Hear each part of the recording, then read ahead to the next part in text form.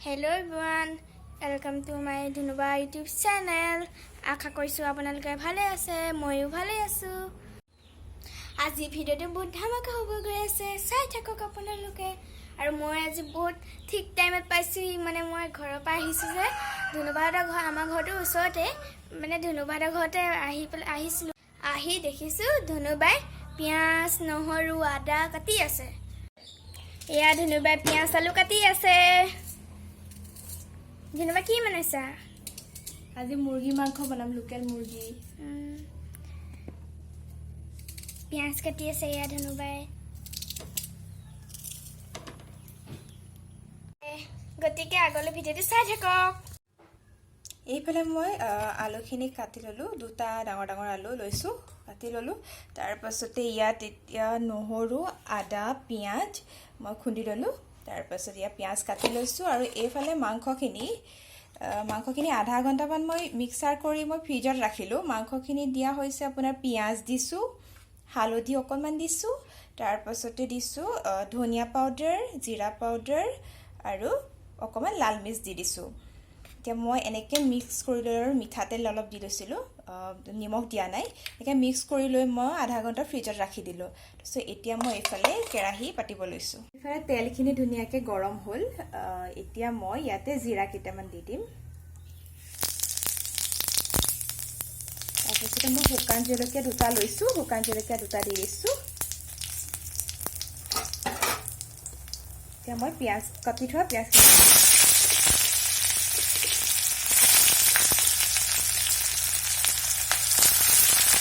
অকণমান মই চেনি দি দিছোঁ ৰং আহিবৰ কাৰণে। মই ভালদৰে লৰাম, পিঁয়াজখিনি ৰঙা নোহোৱালৈকে মই ভালদৰে লৰাই থাকিম। মাংসখিনি মেৰিনেট কৰোঁতে মই হালধি দিছিলোঁ, গতিকে এতিয়া তেলৰ ৰংটো আহিবৰ কাৰণে অকণমান হালধি দি দিছোঁ। এতিয়া মাংসখিনি মই দি দিম।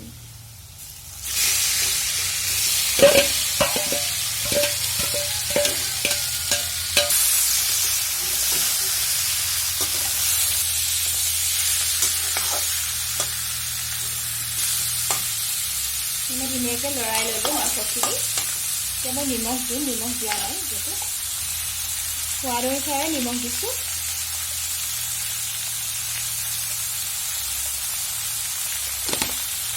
আকৌ ভালদৰে মই মিলাই দিছোঁ। এনেদৰে ঢাকি নৰখাকৈ মই মাংসখিনি অলপ সময় ভাজি ল'ম।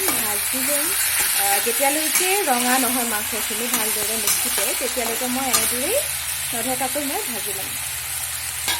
এনেকৈ ঢাকি নৰখাকৈ মই মাংসখিনি ভাজি ল'ম।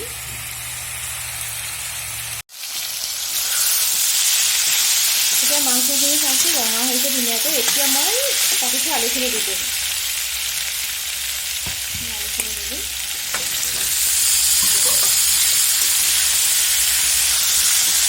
ভালদৰে লৰাই মই ঢাকি ৰাখিম।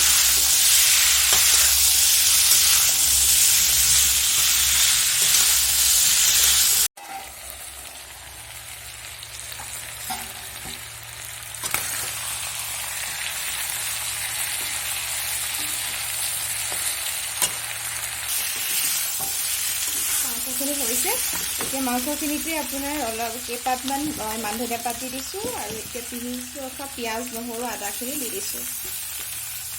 সেইটো ভালদৰে লৰাম।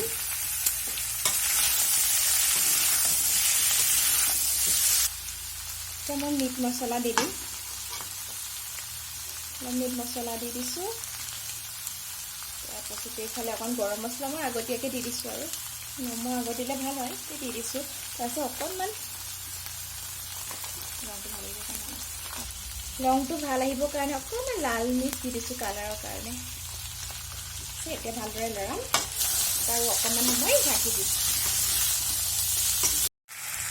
চাওকচোন বাৰু একদম ধুনীয়া ৰং আহিছে, একদম মাংসখিনি ধুনীয়াকৈ। এতিয়া মই পানী দি দিম আৰু পানী দি উতলাম। যিহেতু মই গ্ৰেভি কৰিম, লোকেল মুৰ্গী গ্ৰেভি খাবলৈ ভাল হয় যিহেতু, গতিকে মই এতিয়া পানী দি দিম, উতলাম, তাৰপাছত অলপ শেষত দেখুৱাম।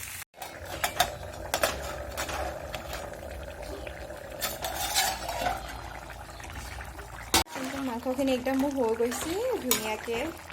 এতিয়া আলুটো চাম আমি আলুটো ধুনীয়াকৈ সিজিলে আৰু মই জোল ৰাখিছোঁ কাৰণ লোকেল মুৰ্গী যিহেতু জোল খাবলৈ ভাল হয় চাওকচোন আৰু এতিয়া মই গেছটো অফ কৰিম আৰু মাংসখিনি চব ধুনীয়াকৈ উতলিছে একদম হৈ গৈছে যিহেতু মাংসখিনি যদি ভিডিঅ'টো চাই মোক ভাল পায় তেওঁ গৰমত ঘামি গৈছোঁগৈ মাংস বনাই যদি ভিডিঅ'টো ভাল পাইছে আপোনালোকে like comment share and subscribe কৰিব বুলি